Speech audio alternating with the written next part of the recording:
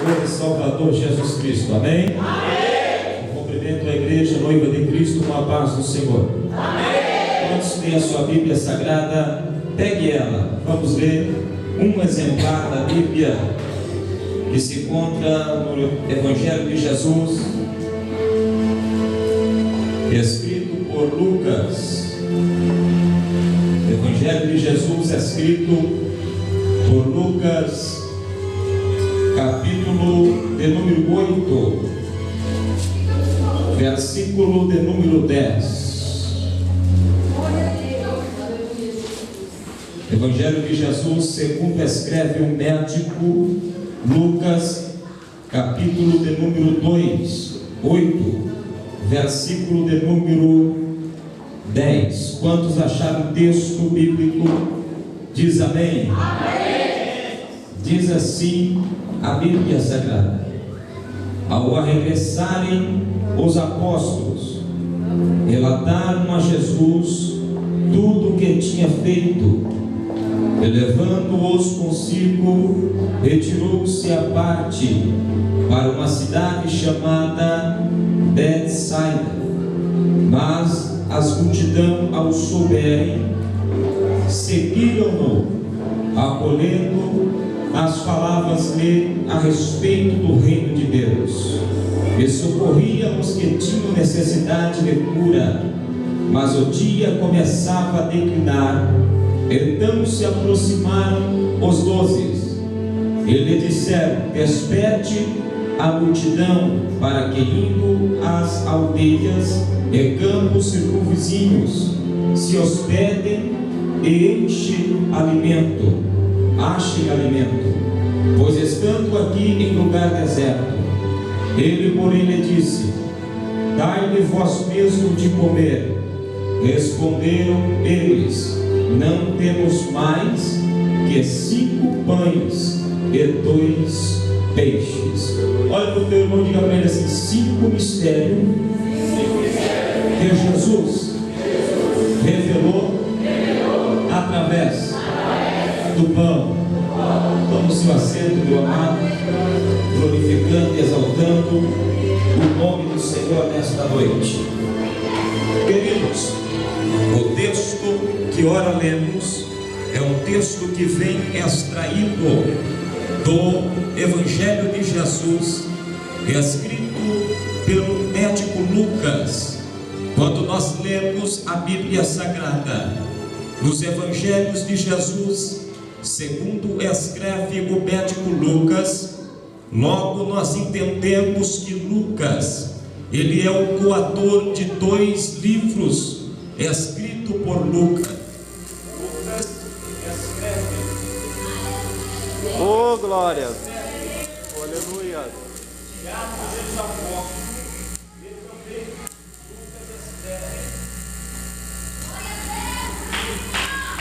Aleluia! Deus seja louvado! Oh, aleluia!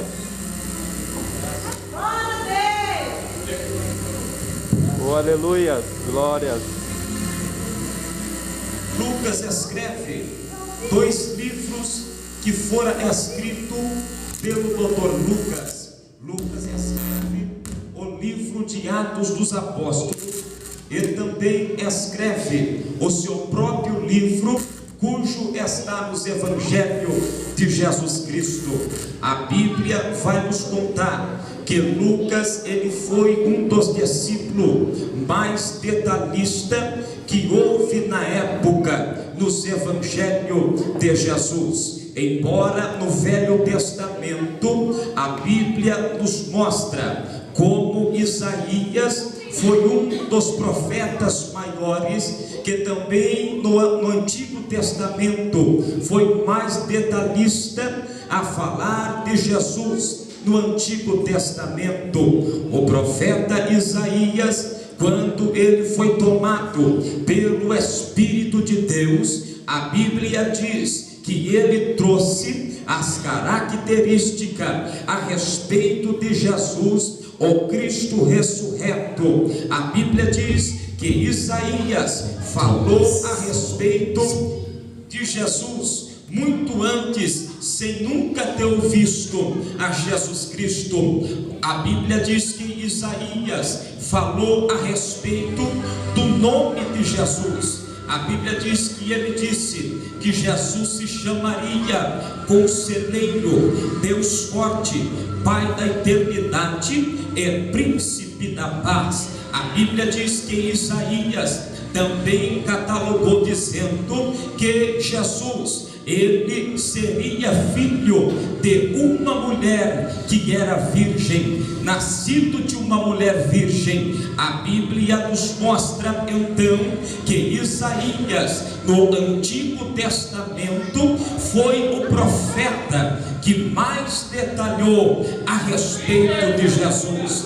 Logo entrando para dentro dos evangelhos, nós iremos encontrar o médico Lucas, o mais detalhista dos evangelhos. A Bíblia nos mostra que Lucas trouxe todos os detalhes a respeito de Jesus. Marcos falou a respeito de Jesus. Mateus também falou a respeito de Jesus. João também, o amigo de Jesus, falou-lhes a respeito, mas não trouxeram os mínimos detalhes a respeito de Jesus, como trouxe o médico Lucas, que fora médico do apóstolo Paulo. Entenda aqui comigo, Mateus e Marcos, ao registrar a respeito do cego de Jericó, Mateus e Marcos, se você pegar a Bíblia e se você ler Mateus e Marcos,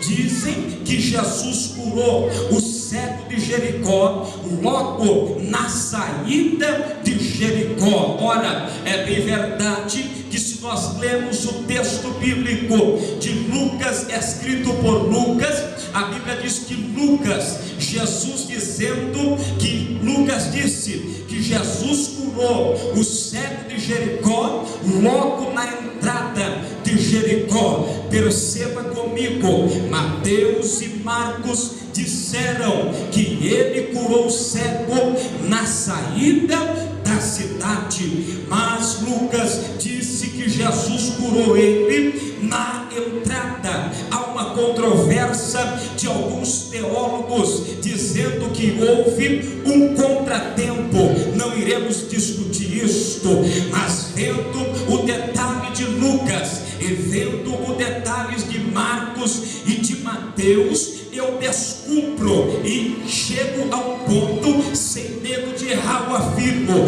que mesmo na entrada ou na saída, Jesus ainda opera milagre. Não, eu acho que você entendeu. Eu vou dizer de novo para você entender.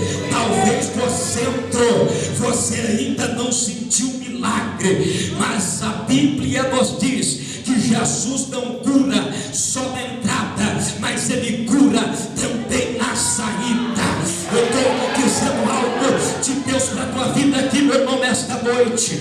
Deus está me dizendo assim: talvez você entrou por aquela porta, você não sentiu tanta firmeza, mas você vai sair pela mesma porta que você entrou.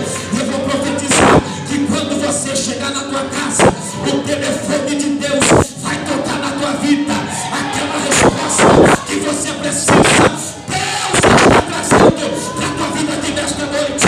Só quem acredita, levante a mão e o nome de Jesus.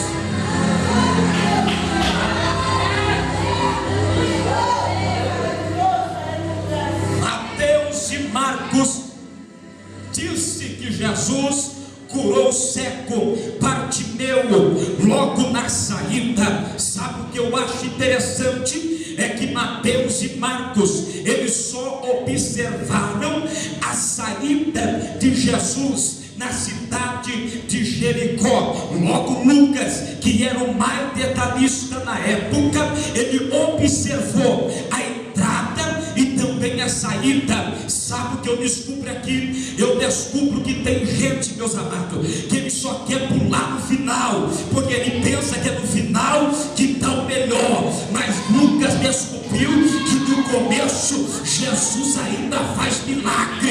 Eu não sei porque você está preso, você está amarrado, economizando glória para o final, meu irmão. Glória não é para economizar, a glória é no começo e no final. Glorifica também, porque é Jesus cura na entrada, cura na saída, aviva na entrada, aviva na saída. Jesus opera milagre e para ele não tem hora, para ele não tem minuto. Sobe, levante a mão, abre a boca para adorar Deus nesta noite.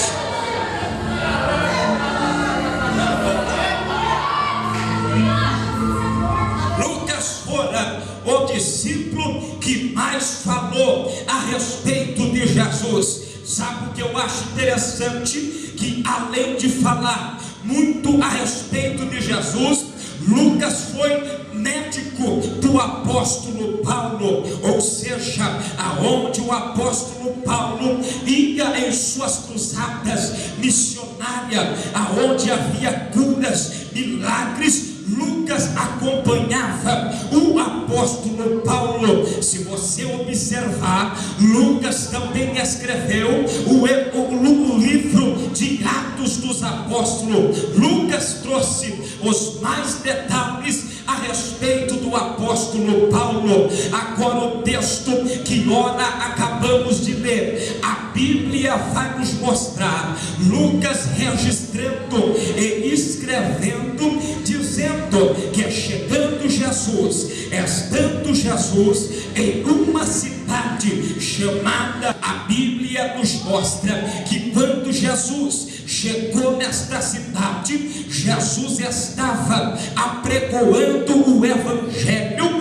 a uma grande multidão. Lucas registrou dizendo que havia várias multidões ali naquela cruzada. Eu acho interessante que quando Lucas escreve e registra isto a respeito de Jesus, a Bíblia nos diz que ele estava em Betsaida. A palavra Betsaida no original grego, trazendo para os dias nossos, significa casa de pesca. Ora, a Bíblia nos diz, meus amados, que Jesus estava em um lugar conhecido como casa de pesca. A Bíblia nos diz que logo após o sermão de Jesus, quando a Bíblia diz que havia com Jesus 12 discípulos. Sabe por quê? Jesus não anda sozinho,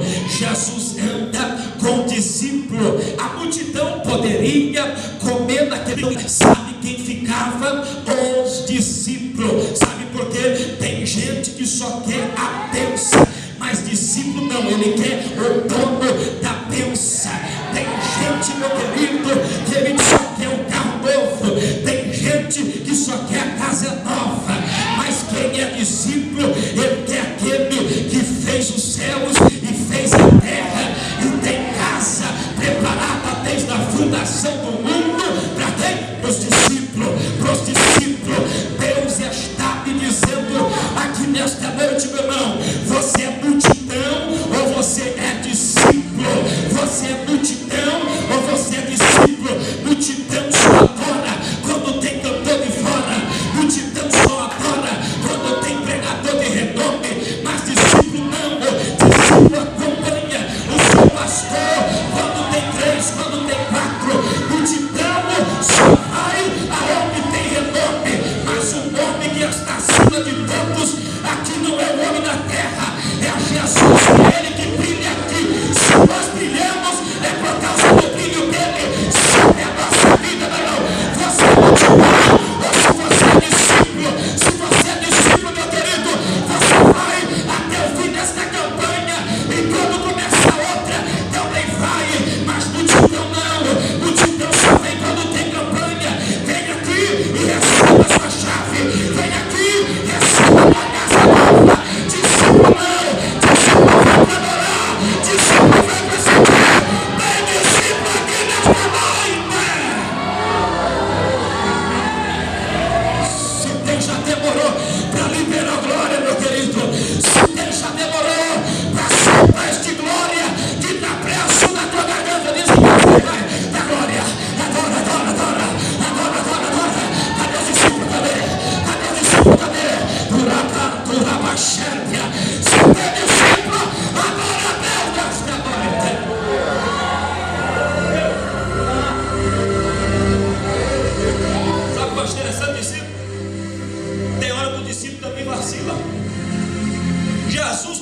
tinha terminado o sermão,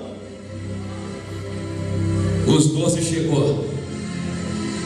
A Bíblia diz que o tempo já estava declinando, estava ficando tarde.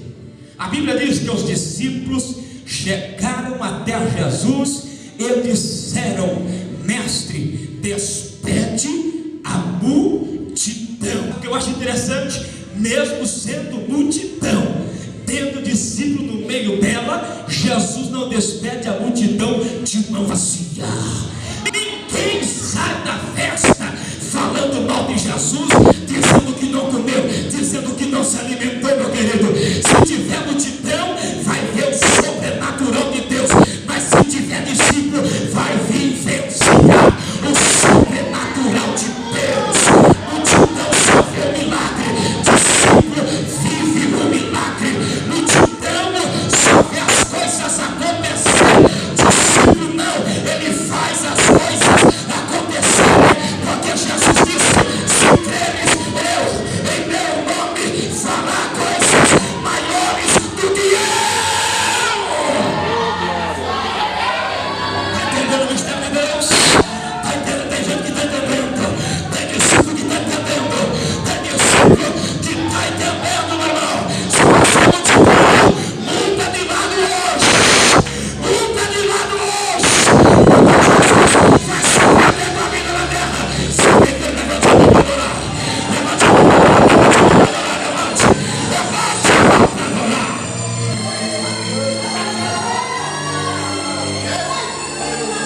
Aí Jesus olhou para os discípulos. Os discípulos disseram: olha, o tempo está se escurecendo, já está tarde, despede a multidão, para que eles vá e se alimente.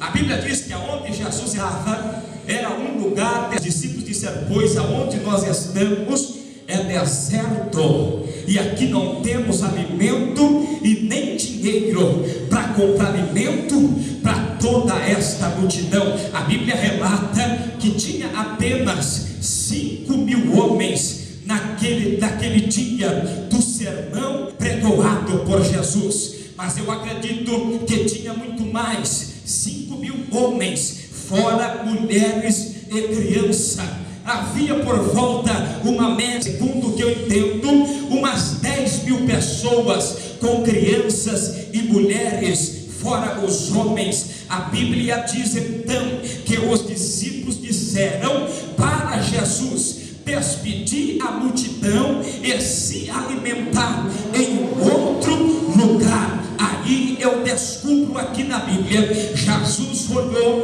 para os discípulos. Fala para o teu irmão e diz para ele: Jesus olhou para os...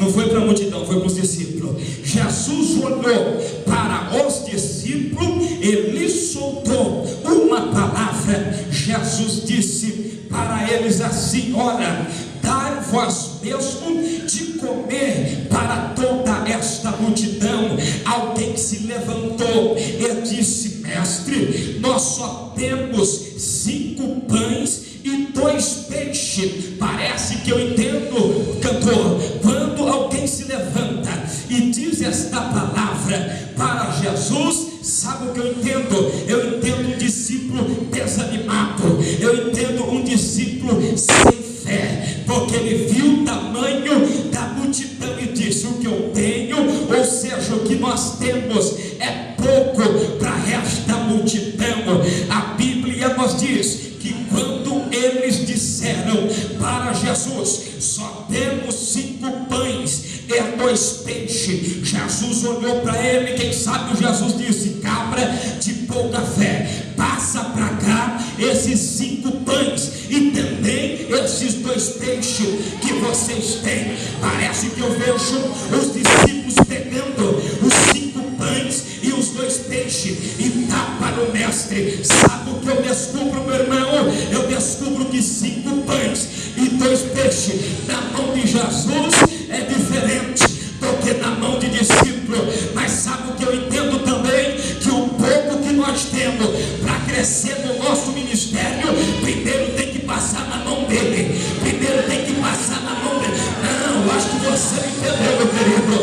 Os 5 pães e os 2 peixes que está nas mãos do discípulo, para o milagre acontecer, primeiro tem que passar na mão daquele que está acima de todos.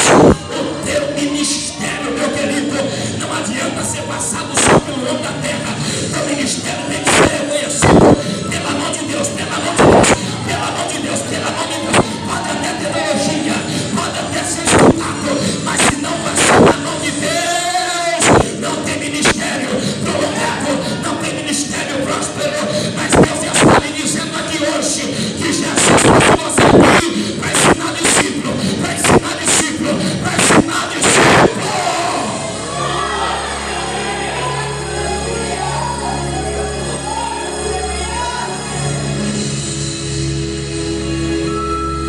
O seu currículo na mão do homem não é nada.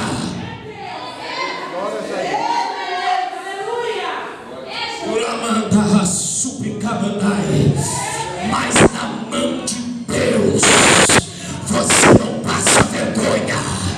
Mas na mão de Deus você não passa vergonha. Deus está lhe dizendo, discípulo, que Ele te trouxe aqui para te dizer: o que você tem na tua mão, tira da tua mão e coloca na mão de Jesus primeiro. Coloca na mão de Jesus primeiro. Coloca na mão de Jesus primeiro. Porque colocando na mão de Jesus, o milagre acontece. O milagre acontece. O milagre acontece. Deixa eu ver quem acredita nisso. Levante a mão, levante a mão, levante a mão. Levante a mão, pega o teu filho, tira da tua mão, coloca na mão dele. Coloca na mão dele. Pega o teu marido, tira da tua mão e diz: Jesus está na tua mão, segura. Segura, segura, segura. Se alguém acredita que Jesus está falando contigo, levante a mão para adorar, levanta. Cacacurabás, Urebicabandás, Alabaxandarabacambarápia. Esta pouca oportunidade que você tem, na tua mão não vai virar nada, mas na mão de Jesus, Ele abre porta onde não tem, Ele abre porta onde não tem. Se alguém acredita nesta palavra profética agora, Deus. Tem gente que está entendendo. Urapai, Subibicamandarabaxé. Tem presença de Jesus aqui, meu irmão. Tem presença de Jesus aqui. Se prepara, porque a partir de hoje você não vai querer resolver as coisas com as tuas mãos mais, não. Primeiro você vai colocar na mão dele. Na mão dele, aí vai acontecer. Aí Deus vai fazer um milagre. Sabe disso, meu querido? Jogue a mão para adorar a Deus nesta noite. Dá pra cá.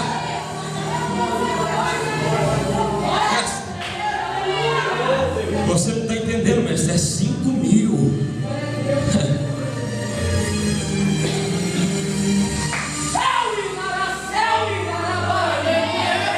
Tem gente que quer ensinar Jesus. Tá vendo? Tem gente que quer ensinar Jesus.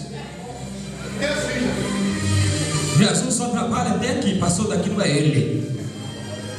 Jesus só faz até aqui, passou dali ao pregador. Tem gente que é assim, mas Jesus, ninguém ensina Ele. A sabedoria é aluna dele. O conhecimento aprendeu com Ele. Você não está entendendo, meu irmão? A multiplicação é aluna dele.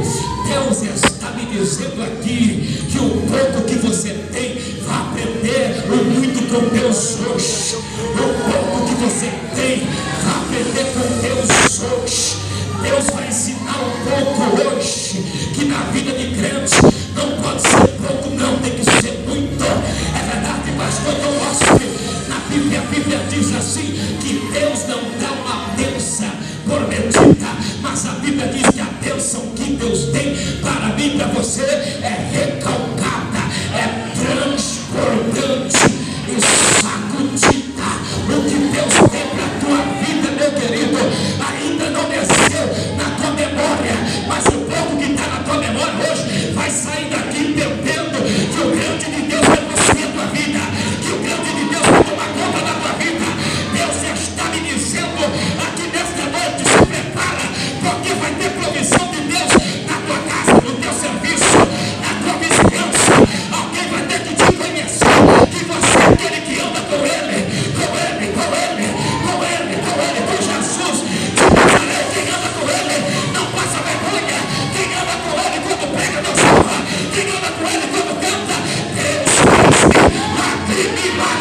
milagre levantou ele. Se alguém está sentindo a presença dele, a presença dele, a presença dele, deixa Deus te usar, deixa Deus te usar.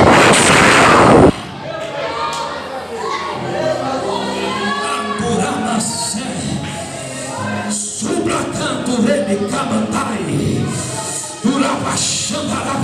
Deus vai surpreender os discípulos e a multidão que está do teu lado. Olha para cá. Olha para o teu mundo para ele. 5 mistérios revelados por Jesus nos 5 pães. Você vai entender já já. Bom, na nossa mão não tem jeito. Vamos colocar na mão dele. Colocou 5 pães e 2 peixes nas mãos de Jesus. Alguns historiadores dizem que ao entrar nas mãos de Jesus, conforme ele a partido ia multiplicando. A Bíblia diz que quando Jesus multiplica os 5 pães e 2 peixes, existe no pão 5 mistérios que Jesus estava revelando para os discípulos. Entenda o que eu vou vos dizer. O apóstolo Paulo escreveu no livro de Efésios, capítulo 4, quem tem Bíblia acompanha, capítulo 4, versículo de número 11. Ele mesmo considerou uns as apóstolos, outros para profetas, outros para evangelistas, outros para pastores e outros para mestre. Perceba, 5 mistérios revelados por Jesus no pão. Não entendi, pastor? Vai entender agora. Apóstolo 1, profeta 2, discípulo 3, ou seja, evangelista 3, pastor 4 e mestre 5. 5 revelação. O apóstolo Paulo trouxe em Efésios capítulo 4, versículo 11. Mas o que o apóstolo Paulo estava dizendo a respeito de Jesus, quando Jesus nomeou alguns homens para a obra, agora Jesus pega 5 pães e o apóstolo Paulo falou de 5 ministérios na carta de Efésios capítulo 4, versículo 11. Se nós ajuntarmos o texto bíblico e compararmos,